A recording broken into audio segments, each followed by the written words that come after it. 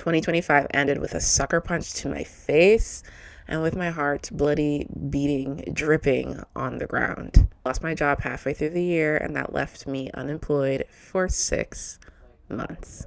And 5 months into that, the relationship, the person who I really thought I was going to have forever with, ended.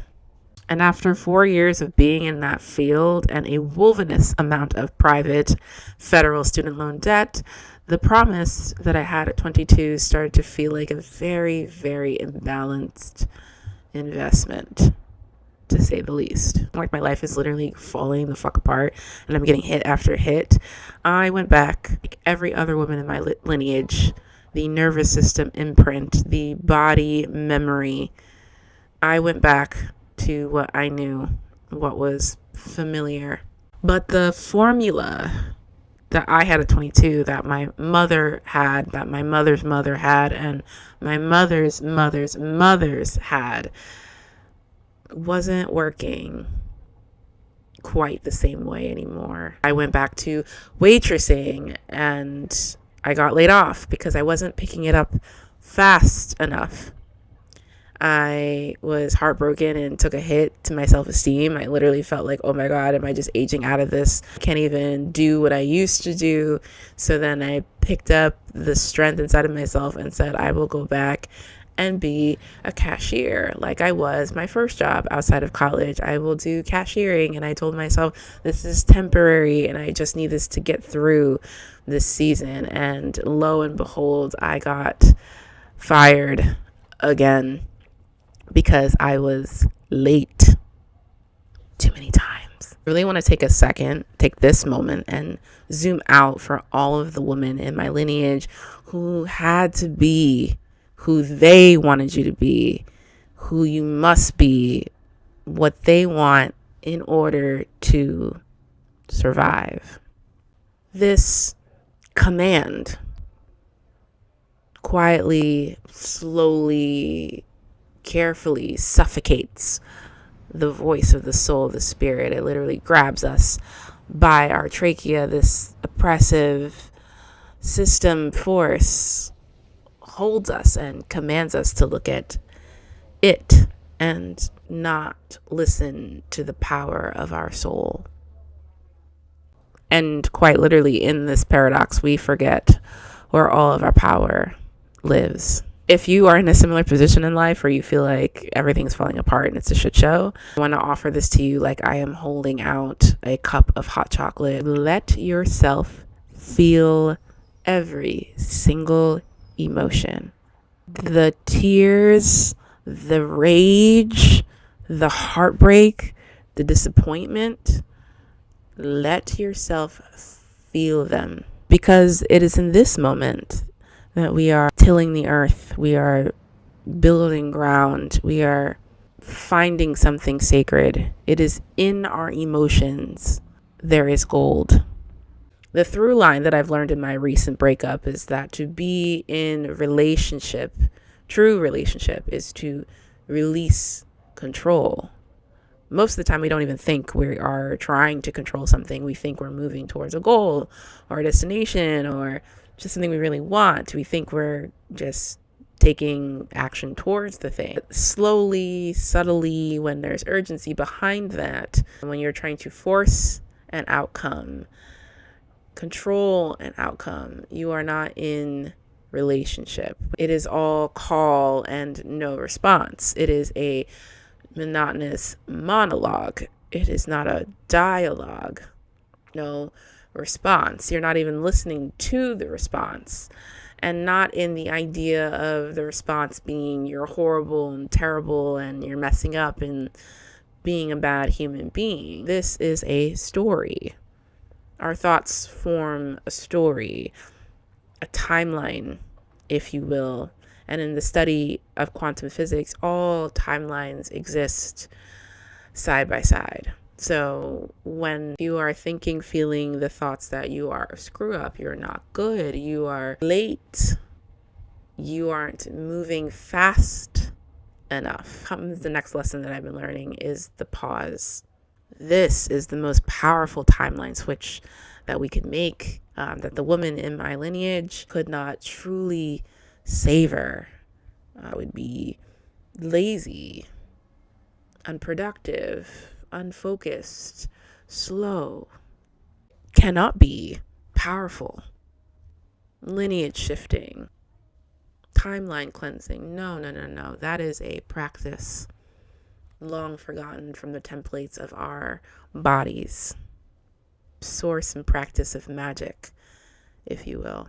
There's a quote by Julian Trekkie on her podcast that I don't think is in existence anymore, unfortunately. She said it like this, that all of who you want to be is available to you right now in this present moment. The only difference is that you have convinced yourself that it cannot be here right now, because as something to the external 3D of your life is evidence as to why you cannot have it. You look at the dirty dishes, the unmade bed, the hairballs on the ground, the bills unpaid, as evidence that your life isn't together enough, that the desire that you really truly want can't come and be here with you right now, because these other things, these less desirable, imperfect things, are present right alongside with you. Because to step into whatever version of reality that you truly desire would actually force you to reckon with the pain, discomfort, rage, grief, and the ever constant of change. That there is no avoiding the emotion of grief, heartbreak, pain, and discomfort. That those emotions that our wellness industry are so obsessed with us not feeling, those emotions are not on brand or useful to us by mere nature that they are just uncomfortable. Those emotions are simply energy in motion. They must be experienced, communicated with. This is something that I teach my clients, is that our emotions, every single one, is asking something from us. And we have been trained to not listen, to shut it down, to remove it, not listen and release it. Energy cannot be created nor destroyed. And that is where the alchemization begins. The transformation starts turning to the meaning behind of which we make. Our brains are hardwired for this. This is what they do. Our brains are designed to make meaning. It will always make meaning. It is not a broken function. It is very much the template foundation of what gives life. You can be all of the things. In fact, you are whatever the thing is that you desire right now. The skills and talent that you have will put you on the timeline of that state of being. The question isn't if it'll happen. It's, do you believe it is all hurtling towards you despite losing the job, the relationship, and the control that you thought you had? Because it is. If you already had it, whatever the it is, whatever the desire that you are visualizing or lights up your body or your soul kind of goes, yes, to, how would you be? How would you wake up? What would you do? What are you wearing? What's the first thing you do when you wake up? What are you creating? That is also energy in motion.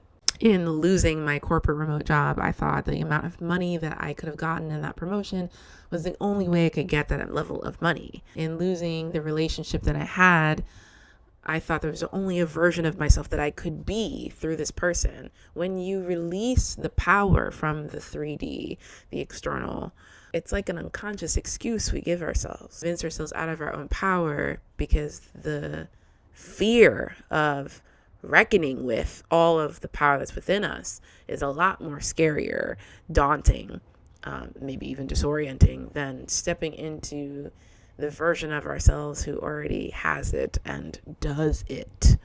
Not just think and imagine and vision board and journal away, but actually pick up the guitar, pick up the microphone, pick up whatever it is, the momentum in continuation, regardless of what is happening.